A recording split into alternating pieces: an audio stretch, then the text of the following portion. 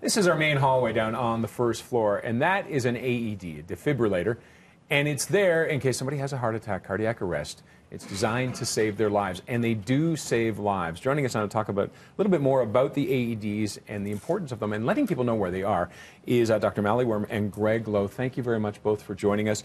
Greg, you were running the marathon back in 2015, and you collapsed at the finish line. You were dead. Yes. Right? You were dead. Luckily, there were paramedics there. And they brought you back to life, and because the AED was there, and that's what made the difference, right? Yeah. Tell us a little bit, what happened? Like, how were you feeling? I was feeling absolutely fine. In fact, the last thing I remember finishing the marathon was thinking, wow, I could have done that much quicker.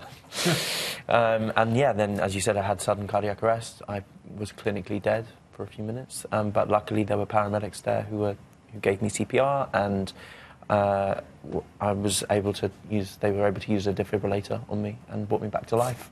Incredible. Now, Dr. Wurm, what you're trying to do is, there are thousands, can we say thousands of AEDs We in the estimate city? 20,000 20,000 in the GTA. The Mikey network is there. People know those are there. They do a great job with that. But you said that's what percentage of the defibrillators out there is that? So we think that's less than 10% of the defibrillators out there. And the problem is the current registry that exists is a voluntary registry. And again, it has less than 10% of all AEDs available in the GTA.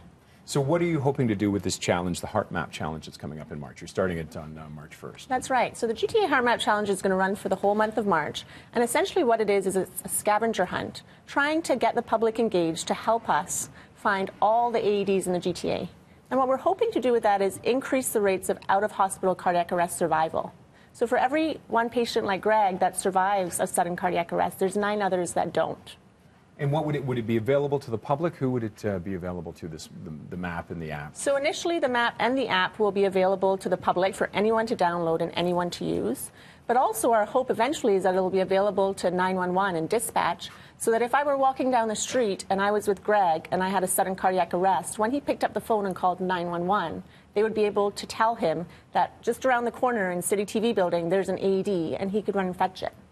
And does that make a difference? I mean, people would say, well, why not just wait for the paramedic? Why is it so important? Even if it's 100 meters away, you got to run down and get it, that still can make a difference, right? So that makes a huge difference. So for every minute that passes after a cardiac arrest, your survival drops by about 10%.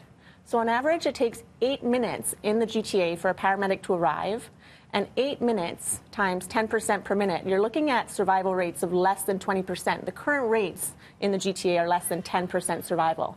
If Greg could find that AED within the first few minutes of me dropping dead, my survival and your survival could go up to greater than 50%. And we're lagging behind, aren't we, or the rest of the world?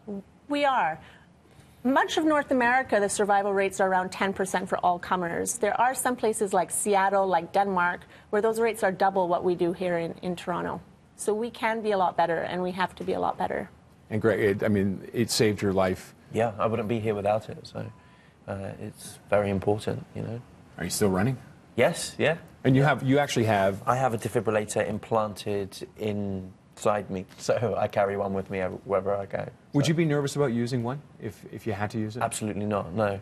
That's why it's really important for me to be a part of this campaign and to raise awareness for these things, because I wouldn't be here if it wasn't for a defibrillator. And the more people that know about them and how to use them and where they are, you know, we're going to save lives. Okay, and how can people get involved? So what we're asking of the public is to check out our website, gtaheartmapchallenge.com, sign up. Basically what it entails is registering for the event, you download our app, and throughout your everyday, when you find AEDs, you take a picture, you describe where they are, and through that process you have a chance of winning $5,000 for the team that finds the most AEDs. So there's a little incentive as well, along with helping altruistic, but there's also a good incentive to absolutely to join the hunt. And how many are you hoping to identify by then? So we're hoping to identify throughout the hunt 5,000 AEDs is our goal. It's a steep goal, but we think we can do it. Okay, beautiful. Doctor, thank you very much for joining us. Greg, thank you as well. Thank you too. And we will have more on Breakfast Television coming up after the break.